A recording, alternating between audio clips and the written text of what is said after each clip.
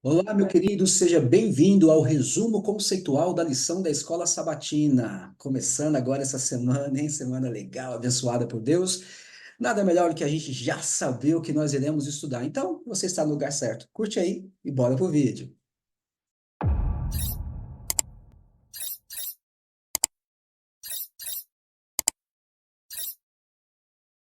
Compartilhando a minha tela com você, você tem o tema da semana, tá?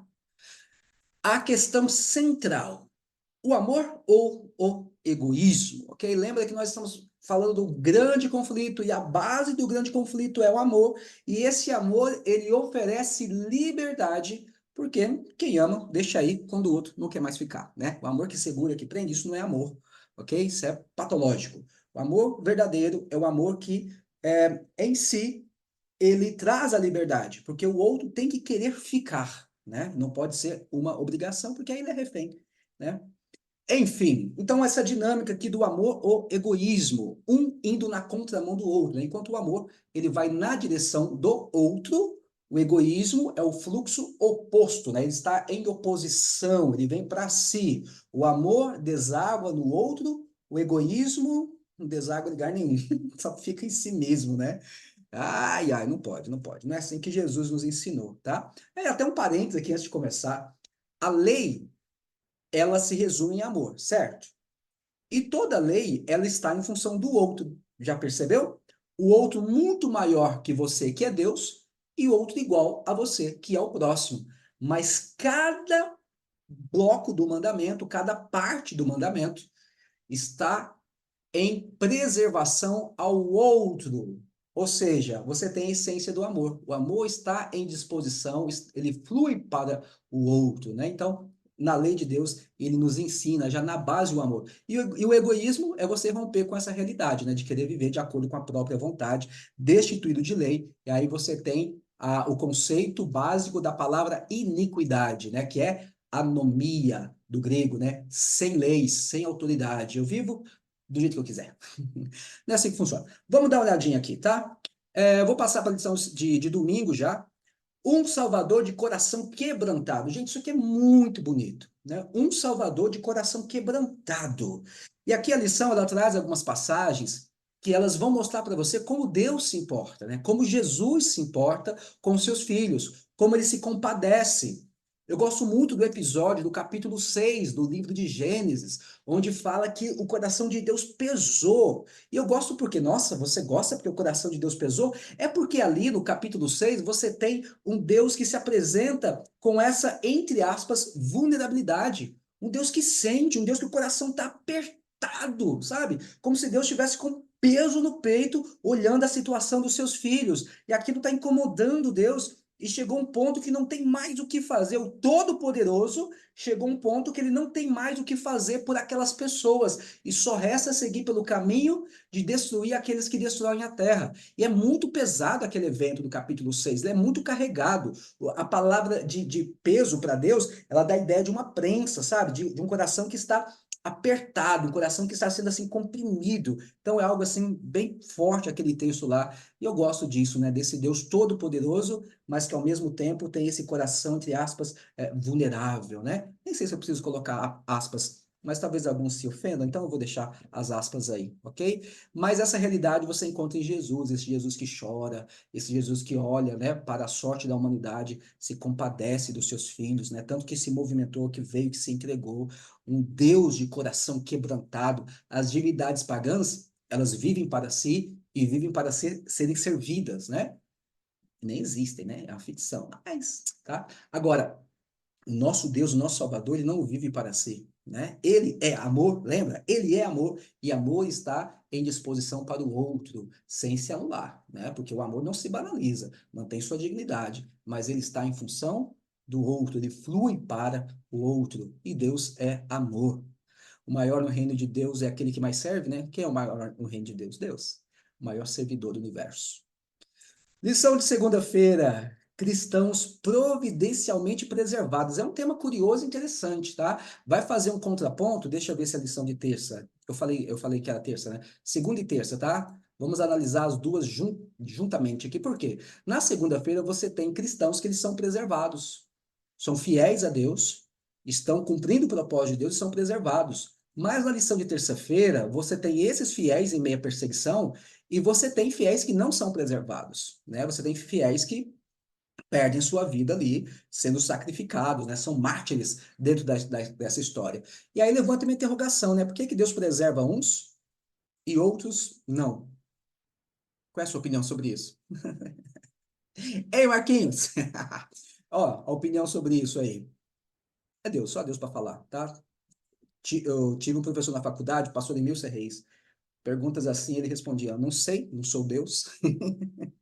Mas de acordo com a vontade de Deus, né, com seus planos, alguns ele preserva mais tempo. Você tem João, né, que mesmo segundo a tradição, jogado no tacho de óleo quente lá, fora preservado, tá? Mas você tem outros, inúmeros outros, né? Você tem Hebreus lá, o capítulo do Heróis da Fé, acho que é o capítulo 11, né? Você vai ver quantos ali foram sacrificados, né? Mas fato é que tanto um grupo quanto o outro estão na graça de Deus e preservados para a eternidade. Né? Bonito isso, viu? O que a Bíblia diz sobre o cuidado de Deus? Tem muita gente que questiona hoje o cuidado, não só hoje, né? Se você pegar o Salmo de Asaf, o Salmo 75, ele está questionando a Deus ali, né? Mas depois ele fala que ele viu o santuário. E quando ele olhou para o santuário, ele entendeu o que estava acontecendo. Legal, né? Tá. Então, na terça-feira, fiéis em meia perseguição. E a outra coisa também, eu sei que aqui está no Novo Testamento, mas a gente pode lembrar lá do episódio de Daniel, né? Os amigos de Daniel, naquele momento de fidelidade, né? Que viveram a sua fidelidade ali, a risco, né? A custo, da própria vida, mas foram ali preservados, né? Também naquela ocasião. A gente se vende por tão pouco, né? A gente se entrega por tão pouco. Grandes oportunidades nós temos de exercer a nossa fé e fortalecer a nossa fidelidade, mas a gente se vende por tão pouco, né? Perde por tão pouco. Ah, eu me lembrei de uma história aqui, deixa eu mostrar para vocês. Está no livro apócrifo, né? O livro de Macabeus. Eu acho que é 2 Macabeus, capítulo 4 ou capítulo 5. Deixa eu verificar aqui. E o Macabeus, no capítulo 7, meu, essa história aqui é fantástica. Eu não sei se você conhecia. Tem a ver, óbvio, com o período ali dos Macabeus, tá? Aquela revolta num tempo onde Jerusalém estava sendo profanada, estava sendo helenizada, tá? E os judeus proibidos, né, de usar as suas roupas, de fazer os seus cultos e tal. E aí você tem a revolta dos Macabeus, tá? De forma bem resumida. E aí esse livro relata essa revolta dos Macabeus. Aí tem esse episódio aqui, ó. Deixa eu ler para você. Olha como que é interessante a gente pensar às vezes em fazer algumas concessões, né? E para ser racional, mas essa história aqui é bem forte. 2 Macabeus, capítulo 7. Lembrando que é um livro apócrifo, mas é histórico, ok? Havia também 7 irmãos que foram um dia presos com sua mãe, e que o rei, por meio de golpes de azorrague e de nervos de boi, quis coagir a comerem a proibida carne de porco. Tomou a palavra e falou assim em nome de todos: que nos pretende perguntar e saber de nós? Estamos prontos a morrer antes de violar as leis de nossos pais. O rei, fora de si, ordenou que aquecessem até a brasa, assadeira e caldeirões. Logo que ficaram em brasa, ordenou que cortassem a língua do que falara por todos, depois que lhe arrancassem a pele da cabeça e lhe cortassem também as extremidades. Assim, o texto é bem forte, tá? E vai acontecer isso aqui com todos, tá? Com todos os filhos ali. Mas olha aqui, vai chegar na parte aqui bem interessante, tá? Vou avançar um pouquinho aqui, porque realmente é um texto pesado. Se você quiser, você lê depois, tá? 2 Macabeus, capítulo 7. Desse modo, o outro primeiro conduziu o segundo do suplício, arrancar-lhe a pele, tá? Ele continuou respondendo não. Após este, torturar o terceiro, tá? Reclamar da língua, tá? Declarou com nobreza: do céu recebi estes membros, mas eu os deprezo por amor às suas leis, e dele espero recebê-los um dia de novo, né? Tem até a crença aqui na ressurreição, né? Curioso. Aí o próprio rei que o acompanhava ficaram admirados com o heroísmo, né? E com em frente a esse sofrimento, morto este e aplicados mesmos ao quarto, tá? E vai na sequência. Agora, isso aqui é interessante, presta atenção aqui, ó. Sai em seguida o quinto, torturaram, tá? Olha a fala dele: ainda que mortal, tens poder sobre os homens e fazes o que queres. Não penses, todavia, que nosso povo esteja abandonado por Deus. É forte demais esse texto. Ó, particularmente admirável de elogios foi a mãe que viu perecer seus 7 filhos no espaço de um só dia e suportou com heroísmo, porque sua esperança repousava no Senhor. E a gente, né, vê o sofrimento dos filhos e a mãe testemunhando a morte de um por um. Ela exortava a cada um no seu idioma materno, isso é forte, né? Seu idioma materno, cheio de nobres sentimentos, com uma coragem varonil, realçava seu temperamento de mulher. Ignoro, dizia-lhes ela, como crescestes em meu seio, porque não fui eu que vos dei o espírito e a vida, não fui eu que ajuntei os vossos membros, mas o Criador do mundo que formou o homem na sua origem e deu existência a todas as coisas, vos restituirá em sua misericórdia. Tanto o espírito como a vida, se agora fizerdes pouco caso de vós mesmos, por amor às suas leis. Forte demais isso aqui, né? Ó, receando todavia o desprezo e temendo o insulto, Antíoco solicitou em termos insistentes o mais jovem que ainda restava, prometendo-lhe juramento tornar-lhe rico e feliz e abandonasse as suas tradições. Como o jovem não lhe prestava nenhuma atenção, o rei mandou que a mãe se aproximasse e o exortasse com conselhos para que o adolescente salvasse a sua vida. Como ele insistiu por muito tempo, ela consentiu em persuadir o filho. Presta atenção nisso aqui agora. Inclinou-se sobre ele E zombando do cruel tirano, disse-lhe na língua materna: Meu filho, compadece de tua mãe, que te trouxe 9 meses no seio, que te amamentou durante 3 anos, que te nutriu, te conduziu, te educou até esta idade. Eu te suplico, meu filho, contempla o céu e a terra, reflete bem tudo que vês. Deus criou do nada, assim como todos os homens. Não temas, pois, este algoz, mas sê digno de teus irmãos, e aceita a morte, para que no dia da misericórdia eu te encontre no meio deles. Ah, meu Deus, como isso aqui é forte, isso aqui, né? E a gente se entrega por tão pouco. Meu, tem tanta coisa pra discutir aqui, pra gente poder conversar, né? Queria ficar mais tempo aqui, mas vamos lá, porque o vídeo não ficar muito longo. Mas é fantástico, é maravilhoso isso aqui. Então, assim, fiéis, né, em meio à perseguição, né? Ali no outro período, né? Mas no Novo Testamento, de Atos, aí você conhece também muitas histórias aí do povo de Deus sendo perseguido e sendo alimentado, não, e sendo incentivado, motivado, né, pelos discípulos a continuarem, né, o seu caminho e tudo. Forte demais isso aqui, né? Quarta-feira, cuidando da comunidade. Então, essa igreja, lembra que nosso tema é egoísmo ou amor, tá? Tá tudo dentro dessa temática aí. Você viver para si ou viver em prol dos outros, né? Onde você ajuda não apenas com arroz, com feijão, com suas orações, mas principalmente com o seu comportamento, né? Com a sua vida, com a sua postura, diante das provações, diante das perseguições, como você reage diante disso tudo. É comunicação, é mensagem, né? Isso comunica alguma coisa, tá? Bem interessante, né? Então, cuidando da comunidade agora, dentro dessa proposta do amor e egoísmo, como você se relaciona com a sua comunidade, né? A sua comunidade é só um ponto onde você vai para cumprir ali o seu requisito, né? O seu critério, né? Não, fui à igreja, nem que na igreja, né? Então já fui, já voltei também, pronto. Já fiz a minha parte. Fui lá, devolvi o dízimo, fui lá, tretei com o Marquinhos. Eu não tretei com o Marquinhos, não, ninguém tô brincando.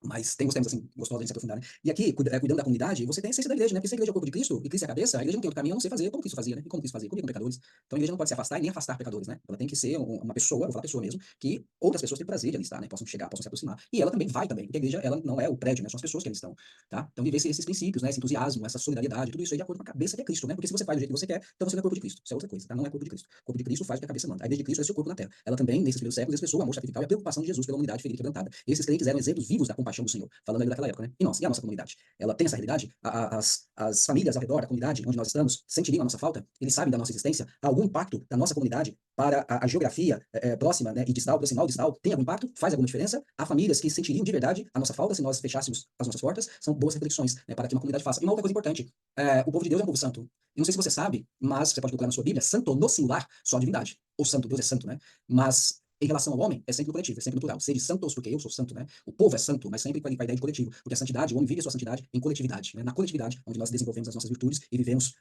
a nossa santidade. Naquele que nos santifica, já que aquele que nos santifica é Deus, e não há como se relacionar com Deus e não se relacionar com o próximo, tá? Lição de quinta-feira, um legado de amor. Que bonito esse legado, né? Você educar os filhos, você passar essa tocha, né? Segue. À luz do desafio de Satanás contra o governo de Deus, o que João revela, o que ele diz sobre a essência do cristianismo, né? Amor. Deus é amor. A essência do cristianismo é amor. Nós somos reconhecidos nisso, conhecereis que vocês são meus discípulos, se vocês tiverem amor uns pelos outros. Você pode não comer carne de porco, você pode devolver o dízimo, você pode fazer um punhado de coisa aí, vai na igreja aí a semana inteira, se você quiser. Pode fazer tudo isso. Se não tiver amor, não vale nada, não faz sentido. Se não for o amor que motiva e preserva e mantém e desenvolve todas essas coisas. Você pode ter dons fantásticos, mas se não há amor para desenvolver esses dons eles são pedra de tropeço para você, tá? Não vai te ajudar em nada, só vai piorar a sua vida. O caminho é o amor. O amor era a norma das comunidades cristãs nos primeiros séculos. Tertuliano, o Mártir, afirmou, são principalmente os feitos de um amor tão nobre que levam muitos a colocar uma marca sobre nós. Que bonito, né? Marcas do amor, né? A pessoa fala que o povo lá que o povo lá não, né? Que o povo lá é povo do amor, né? Ó, vejam, dizem, como amam uns aos outros. E é legal você chegar no lugar e ser recebido, né? Chegar no lugar e ser bem acolhido. Nossa, você sabia que bom, não sei se vocês vão achar isso, mas enfim, vamos lá. Ah, não tem mais credencial pastoral mesmo, eu posso falar algumas coisas, né? Então não foi dito, tem mais cuidado antes. Você sabia que o bar, ele se torna um lugar acolhedor para aqueles que frequentam? Primeiro porque eles se colocam como iguais. E ali eles podem desabafar, podem falar, podem ser quem eles são. E vir um pequeno grupo, uma proposta de pequeno grupo muito interessante, o bar, que nós poderíamos usar em nossos pequenos grupos, com exceção da sinuca, bebida e outras coisinhas, tá bom? Pega só a ideia aí, não troca aí o que eu tô falando não, tá? Mas a questão de um grupo onde as pessoas, elas têm essa afinidade, sabe? Elas expõem suas vulnerabilidades, né? Elas conversam, elas são quem elas são. Então, um grupo assim é muito gostoso. A minha mãe, ela trabalha aqui na casa dela, né? Ela faz um pastel à noite, e o pessoal joga cacheta aqui, tá? Eu não jogo, tá bom? Não gosto, nunca gostei também, nunca nem joguei. E aí, eu percebi a dinâmica deles, é como se fosse um pequeno grupo, igual quando a gente faz na igreja, um pequeno grupo, onde você vai, você desabafa, você tem reflexões, sabe? Você tem tudo. Então, eles jogam cacheta, mas ali jogando, eles vão conversando, eles desabafam, eles brincam, eles se divertem ali. E tem uma essência muito interessante, dá pra tirar lições ali para pequenos grupos também. Nós podemos aprender muitas coisas com as pessoas que a gente insiste que só a gente tem pra ensinar. Mas tem coisa lá pra aprender também, a gente tá precisando aprender algumas coisas, viu? Mas esse legado do amor, né? Opa, foi mal. É o amor, tá certo? É o amor, né? A gente precisa aprender a viver o amor. O amor não é teoria, o amor é prática. Amor é prática. Amar de palavra e de boca não resolve. Já leu o livro assim, Linguagem do Amor? É bem interessante. A linguagem do amor de Deus é obediência, né? Nisso conhecerão, né? Vocês são meus discípulos, tiverem amor uns pelos outros. Aquele que me ama, obedece os meus mandamentos, né? Então, o amor não anula a obediência. Na verdade, o amor coloca o indivíduo com a responsabilidade de viver sua vida entendendo que há outros corações além dele. Em qualquer relação, relacionamento por si, naturalmente, ele propõe mandamentos, ainda que ninguém escreva. É você que é casado, aí você sabe, você nem escrever algumas coisas aí para ser regra e mandamento. A própria união, o próprio relacionamento, ele já impõe, né? Comportamentos ali que se tornam leis para o bem-estar daquele relacionamento. Em todo grupo onde você chega, ainda que não tenha nada escrito, de alguma forma, nem que seja pelo costume, pela prática, pela repetição, algumas coisas vão sendo absorvidas como sendo lei, como sendo regra, né? Para aquele ambiente, para manutenção daquela comunidade, tá certo? É a lição de sexta-feira, pra gente finalizar, tá? Perceba que o que eu faço com você é o resumo conceitual da lição, tá? A gente faz um panorama dela aqui, você já pega uma ideia e depois você precisa fazer os seus. Não sei se eu queria subir ao falar ao mesmo tempo. Acabando aqui, eu vou ler essa parte. A misteriosa providência que permite ao justo sofrer de perseguição das mãos dos ímpios tem sido causa de grandes dúvidas de muitos que são fracos da fé. Alguns decidem até deixar de confiar em Deus por ele permitir a prosperidade dos homens mais desprezíveis. Asaf, tá? Salmo de Asaf, 75, eu acho. Enquanto que os melhores e mais puros são afligidos, né? Hoje fica, como fala? Antiético, né? Politicamente incorreto, né? Os mais puros e justos, né? Mas lembra que era outra época. Mais puros são afligidos e atormentados pelo cruel poder desses opressores. Pergunta-se como pode aquele que é justo e misericordioso e que tem poder infinito tolerar tal injustiça e opressão? Essa é uma questão que não nos cabe responder, tá vendo? Então não vai tentar me dar resposta para aquilo que a Bíblia não se propõe a responder e que aqui, né, a escritora, ela entende que, né, os adventistas, né, nós adventistas recebemos Ellen White como profeta do Senhor. Então, talvez você não conheça, mas ela é uma personagem muito importante, né? Então, aí a Bíblia não tenta responder essa pergunta e a profeta aqui, ela também, ela está dizendo, olha, não nos cabe responder. Mas eu garanto, né, que se a gente tirasse essa parte aqui, talvez você estava até já pensando numa resposta aí para a gente poder defender a moral de Deus, né? Como se Deus precisasse. Deu suficientes evidências de seu amor e não devemos duvidar de sua bondade por não compreendermos a atuação de sua providência, tá? Nem para todas as perguntas nós teremos respostas, mas para todos os momentos nós teremos a graça e o amor de Deus, tá certo? Muito obrigado por sua companhia. Até a próxima semana com mais um resumo conceitual da lição. E não deixe de curtir e seguir este canal, que é um canal novo com o propósito de estudar a Bíblia. Então, teremos outros vídeos, tá? Com essa temática: Bíblia, Bíblia, Bíblia e Bíblia.